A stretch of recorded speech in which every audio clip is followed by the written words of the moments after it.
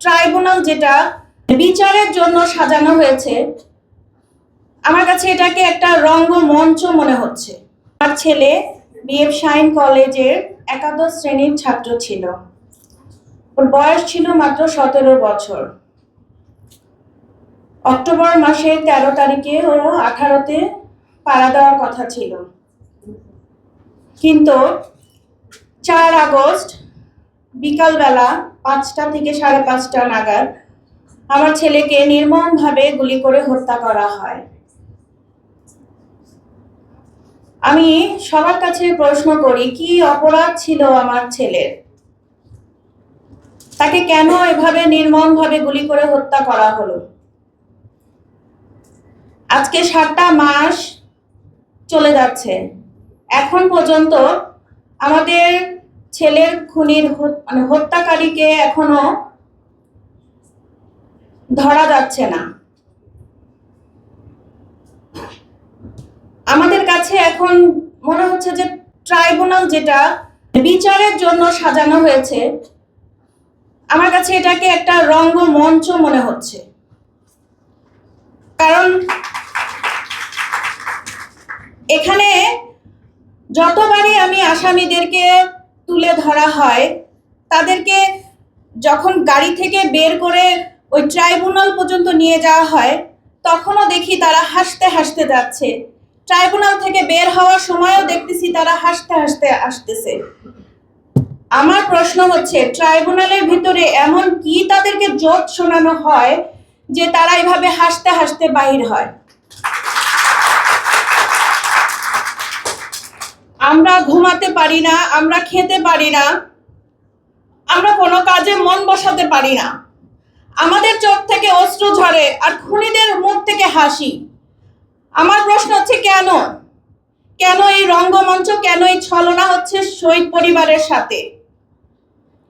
প্রতি 15 দিন পর পর আমাদের সাথে আইন শৃঙ্খলা বাহিনী, স্বরাষ্ট্র মন্ত্রণালয়ে বসে।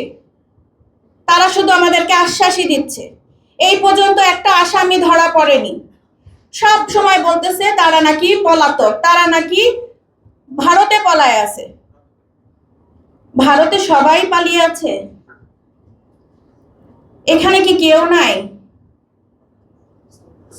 আর ভারতে যদি পালিয়েই থাকে, এদেরকে পালানোর জন্য সাহায্য করেছে কারা?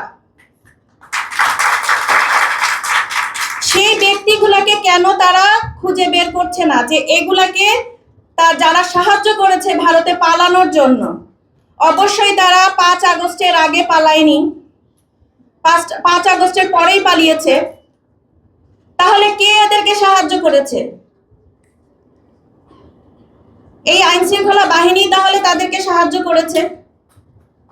পরবর্তী সময়ে একটু আগে আমার এক সন্তান বলে গেল যে যেই দলই ক্ষমতায় আসুক না কেন, এই আইন শৃঙ্খলা বাহিনীর পোশাক তো চেঞ্জ হয়েছে, কিন্তু তাদের ভিতরে এখনো, আমার মনে হয় না তাদের ভিতরে এখনো সেই বিবেকটা চেঞ্জ হয়েছে।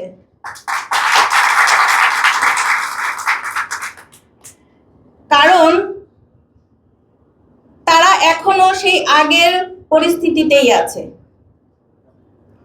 আমি কালকে আশ্চর্য হলাম যখন হচ্ছে এক আসামিকে ট্রাইব্যুনাল থেকে বের করা হচ্ছে, সেও হাসতেছে, তার পাশে যে 2টা পুলিশ সেও হাসতেছে।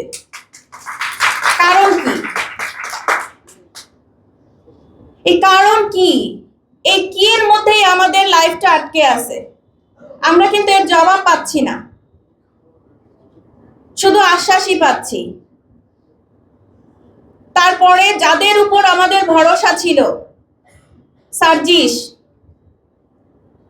নাহিদ, এরা এখন বলতেছে কি আওয়ামী লীগ ক্ষমা চাইলেই তাদেরকে নির্বাচনে অনুমতি দেওয়া হবে।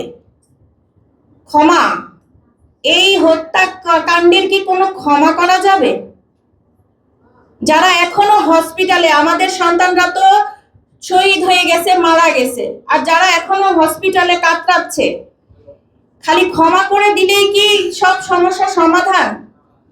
খুনি হাসিনা কি ক্ষমা করেছিল তার পরিবারের হত্যাকারীদের? তাহলে আমরা কেন আমাদের সন্তানদের হত্যাকারীকে ক্ষমা করব? আমার দিক থেকে আমি বেঁচে থাকতে তো আমি এটা হতে দিব না।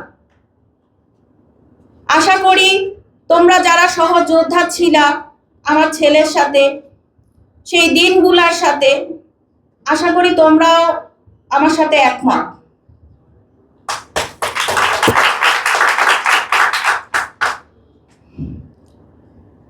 আমার আয়ু আমাকে বলে যে আমাকে সাক্ষী দিতে। সাক্ষী আমি জোগাড় করি, তাদের প্রসেসিং এর লেন্ডির কারণে আমার সাক্ষী চলে যায়। তখন সে ভয়ভীতির কারণে, কারণ যে পরিস্থিতি দেখতে পাচ্ছি সামনে কি হবে, আমাদের নিজেদেরই কোনো সিকিউরিটি নাই। আমরা যে একটা সাক্ষী নিয়ে আসব, তার কি সিকিউরিটি দিতে পারবো আমরা? সেও তো একটা বাচ্চা মানুষ, আমার ছেলের বয়সী থাকে। তাকে যখন আমি রাজি করাই যে বাবা তুমি তো সেখানে সহযোদ্ধা ছিলা, তুমি আমার ছেলে হয়ে সাক্ষী দিবা, হ্যাঁ আন্টি দিব। কোথায় যেতে হবে আমি দিব। দুদিন পরে তাকে যখন ফোন দেই, বাবা এখানে আসো, আন্টি আই এম সরি। কারণটা কি? তাদের এই লেন্ডি প্রসেসিং এর জন্য। আমাদেরকে যদি সাক্ষী জোগাড় করতে হয়, আমাদেরকে যদি প্রমাণ জোগাড় করতে হয়, তাহলে কেন এই আইন শৃঙ্খলা বাহিনীকে বসায় রাখছে? কেন এই ট্রাইব্যুনাল নামে একটা রঙ্গমঞ্চ তৈরি করা হয়েছে? এখানে কি বিচার হচ্ছে? আমার প্রশ্ন, এখানে কি বিচার হচ্ছে? কয়জনকে এখানে ফাঁসি দেওয়া হয়েছে? যদি একটা হত্যাকাণ্ডের জন্য একটা পুলিশ ধরা হয়, তাহলে 1000 টোটাল এখনো সংখ্যায় আছে 834 জন। 834 জনের যদি একটা করে পুলিশ ধরা হয়, তাহলে 834টা পুলিশ ধরা হবে। সেখানে কয়টা পুলিশ ধরা হয়েছে? কয়টা হেলমেট বাহিনী ধরা হয়েছে? পুরো বাংলাদেশের হেলমেট বাহিনীগুলো সব চলে গেল ভারতে।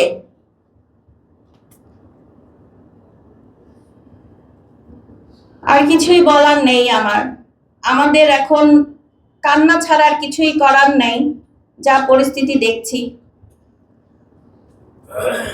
তবে যদি আওয়ামী লীগকে এরা সুযোগ দেয়, অবশ্যই আমরা রুখে দাঁড়াবো। অবশ্যই আমার ছেলে, যেই কারণে আমার ছেলে তার রক্ত দিয়ে গেছে, তার জীবন দিয়ে গেছে, লাগলে আমরাও রাজপথে নামবো, আমাদেরও রক্ত খাওয়াবো।